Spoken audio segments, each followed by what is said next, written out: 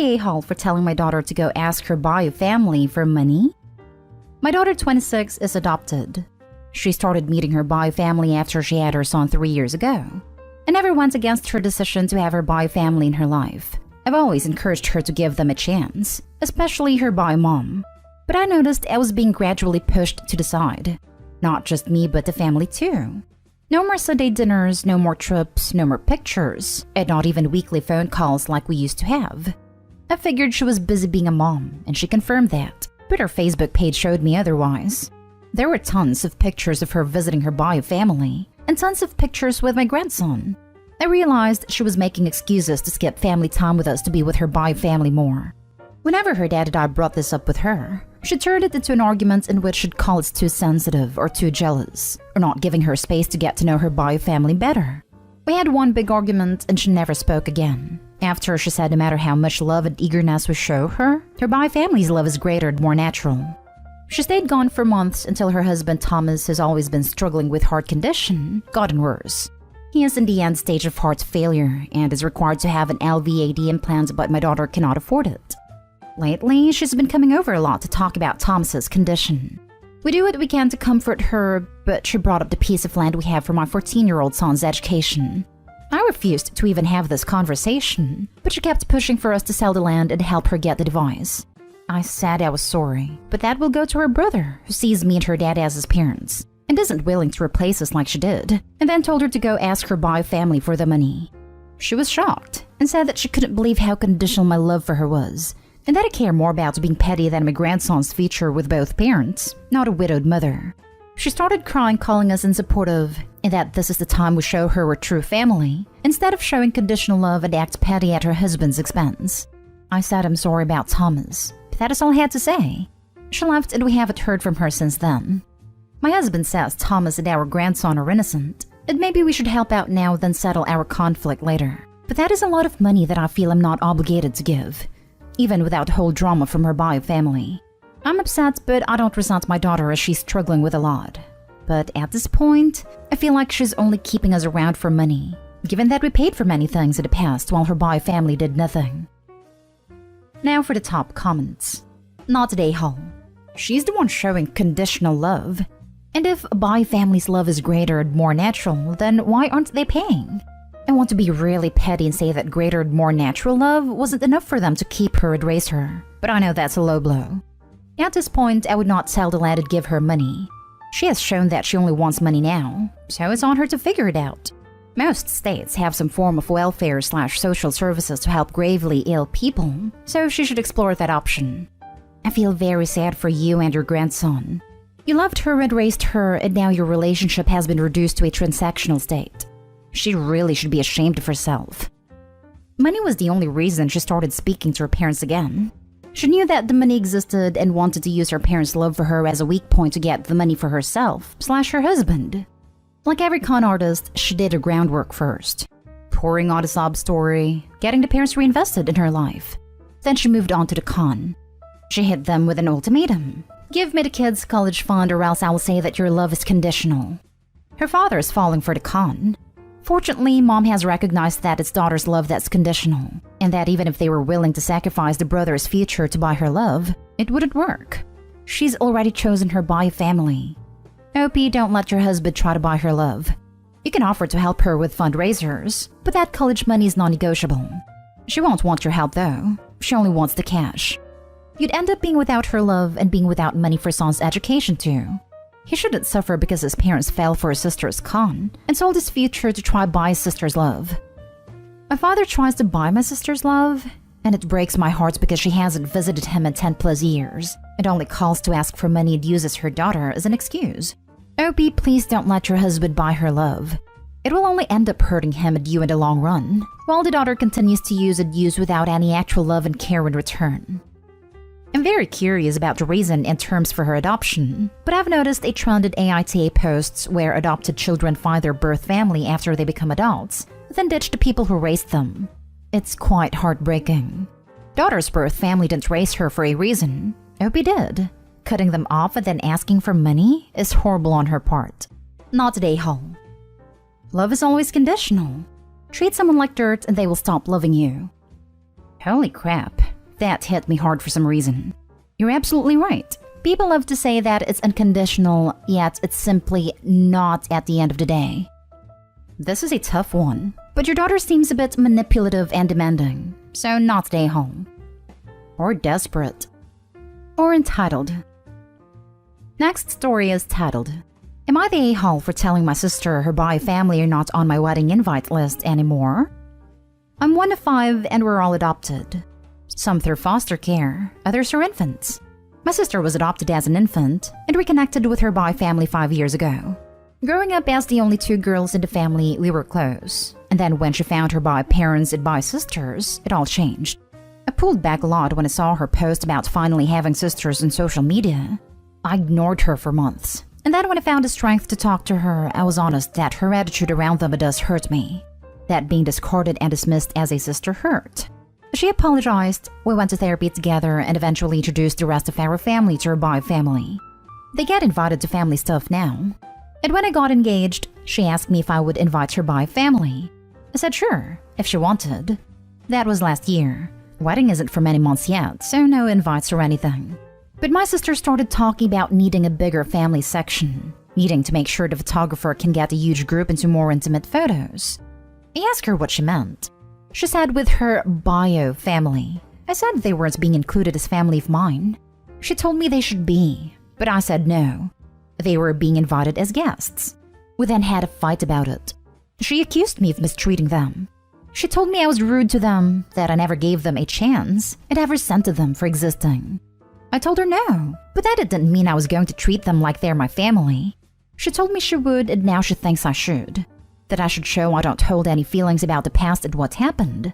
I told her I wasn't willing to do what she wanted, and she told me that makes me an a-hole because it's not good to make her family feel like outsiders, and it shows a lack of love for her if I'm not willing to accept her family as my family. She sent me a long message afterward telling me they're important to her, and that they will always be her family, will always have that extra special connection to her, and that I need to be okay with that. And that it's on me to make that effort because I had a reaction I did when she first made contact and wrote the post. I considered everything, and decided it would be better off not inviting them at all, because she was never going to let it go. I told her I was no longer inviting them, and she tried to pick another fight with me, but I didn't engage. She told me I was behaving like a child and being an a-hole to her and them. Am I the a-hole? I don't understand her reasoning. Just because those are her bi family and she's close with them, it doesn't automatically make them your family. You already have your siblings and your parents. She really thinks your bi parents are now your second set of parents? If her bi family are reasonable people, there's no way they'd be insulted or upset for not being included in the family pictures. But they're being invited to one of the biggest events in your life. That is definitely not considered being mistreated. Info, how old is your sister? She needs to grow up and do it fast. What on earth is wrong with these people? If I was a part of Opie's sister's bi family, I'd be ashamed of this behavior. Is she forgetting that they're her bi family but not yours? And to take this one step farther, if her bi parents are now your second set of parents, shouldn't they help foot the bill for the wedding? She clearly is not done working through some things related to being adopted. Adopted kid who is in touch with my own bi family here. While important to her, this is not her wedding. That she is making this a larger deal, and sounds likely to cause a commotion at your actual wedding, you are well within your rights to decide to no longer invite them. This also seems like a large number of people you will also be paying for to make your sister happy. Definitely not stay home. Honestly, with all the horror stories of adopted kids who find their bi family, the ones that gave them away, and suddenly decide that the parents and siblings who were there from the beginning are now somehow less important just because they don't share DNA, would put a lot of people off of adopting. Your sister's bi family is her bi family, not yours. And she shouldn't be berating you into giving them any role in your wedding than any other guest should get. There is a whole TikTok world of adoptees talking crap on their adoptive parents and saying adoption should never exist. Next story. Am I the a-hole for telling my cousin she doesn't get to call my wife a terrible mother when she had abandoned her child years ago? Alright, I'm gonna get right to it, folks. Yesterday I went over to my mother's house to talk about the accident that happened with my 3-year-old, who tripped off the stairs and injured his knee while I was at work. He's fine, nothing serious, but my mother was freaking out and wanted me to tell her what happened, details. The family was there, so I explained what happened, and my female cousin then chimed in and said, "Oh my god, Where the hell was this boy's mother? Was she even home? I said she was, but was in the kitchen when he fell and couldn't prevent it. My cousin then leaned back and said, "How could she? I cannot imagine leaving my 3-year-old unattended for so long. What a terrible mother your wife is, honestly." I'm fuming at this point, so I look at her and ask if she is serious, and she gives me the most dense look I've ever seen. I told her she had no right to call my wife a terrible mother after she, my cousin, abandoned her kids in foster care years ago. She looks at me grudgingly and tells me that that was years ago when she was too young and not ready to be a mother. Besides, her parents made her give away her son. But I told her that is when she failed as a mother, because she essentially didn't fight for her kid and abandoned him so easily. She lashed out at me saying her circumstances were difficult then, and I cannot blame her. But if she's to commit to be a mom, which she will in the future, she's 22 by the way, she will step up and parent her kids, which is something my wife needs to be doing instead of spending time in the kitchen for her internet clout. We argued back and forth, and she ended up leaving the room crying after I said she's a failure of a mother if she thinks my wife is terrible then. My mother berated me for my unnecessary cruelty and having a habit of bringing up my cousin's unpleasant past to win an argument. I said that wasn't true, as she was insulting my wife's motherhood, but my mother agreed my wife was being neglectful towards our son, and that she needed to focus less on her Facebook blogs and more on family. I ended up arguing with her too, then left. My wife got involved in the argument, after my mother called her to berate her and told her to tell me to apologize to my cousin for what I said. Now for the comments. Not today, home, but going forward you need to put your family on an information diet. Your mother does not need to know every bump and bruise, and even bigger injuries don't have to be detailed for her. There was a small accident, everybody's fine is enough. If there's truly an issue with your wife needing to be more diligent with your child's care, that is something that needs to be addressed, but your mother doesn't need to have any part in that. I'm glad your kiddo is going to be okay. I love info diet. My mother is on that. All answers, everyone is fine, school is good, and they're all doing well. How are you doing? Then she'll talk about herself. She's an arc and lives that.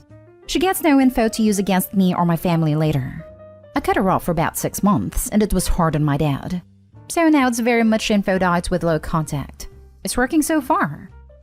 Your cousin is a hypocrite. And kids are fast. I can't even pee without hearing a crash from something my 4-year-old did. Not today, home. There are a few people in here suggesting a baby gate. My now 4-year-old completely destroyed every baby gate we had, even the ones nailed into the walls, at just 2 years old. If it works for you, great. Some kids have Herculean strength though. It's like the child-proof medicine bottles that kids can open but adults can't. Now for the last story. Am I the a-hole for telling my husband he overreacted over a piece of cake? Hi. So my husband, male 32, and I, female 24, are expecting our first baby together. I'm 7 months in. My in-laws are lovely people. My mother-in-law had some not-so-major fights with her husband, and has been staying with us for a few days. Her birthday was yesterday, and because of her emotional and mental state, my husband decided to throw her a surprise party and invite his siblings.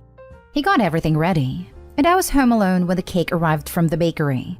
To give some info, the cake was big and had my mother-in-law's favorite flavor, strawberry. I asked my husband for some snack as I was craving really badly, but he didn't get them. To be honest, I got a bit tempted whenever I looked at the cake and decided to cut a small piece of it. I didn't think it was a big deal until my husband saw it and flipped out asking why I ruined the cake and cut a piece of it. I said I was sorry, but was craving something sweet. He said that was supposed to be his mother's birthday cake, and I embarrassed him by taking a piece of it instead of waiting till the party in just a few hours.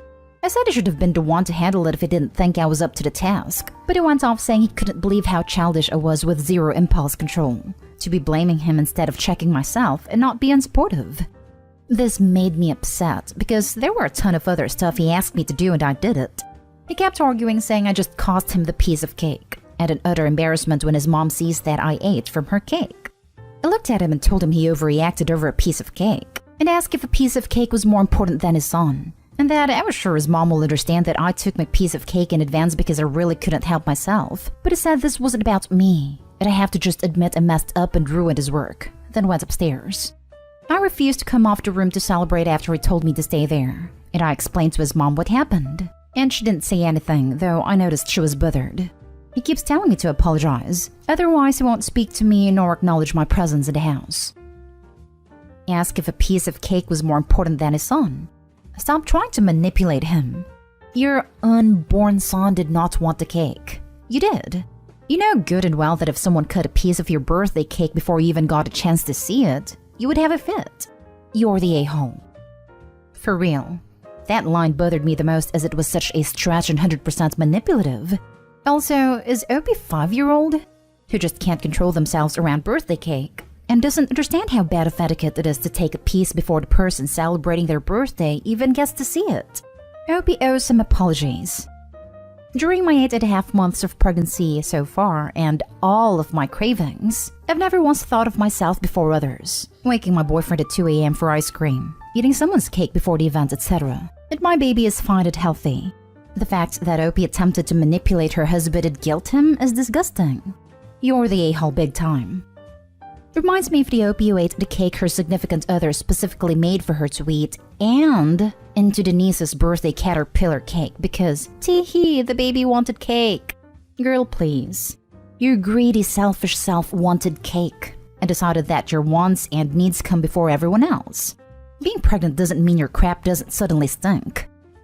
Honey, you tripping if you think you are not the a-hole here. Apologize and be done with us. Your husband is absolutely right. You lack impulse control and you not only embarrass him, you embarrassed yourself.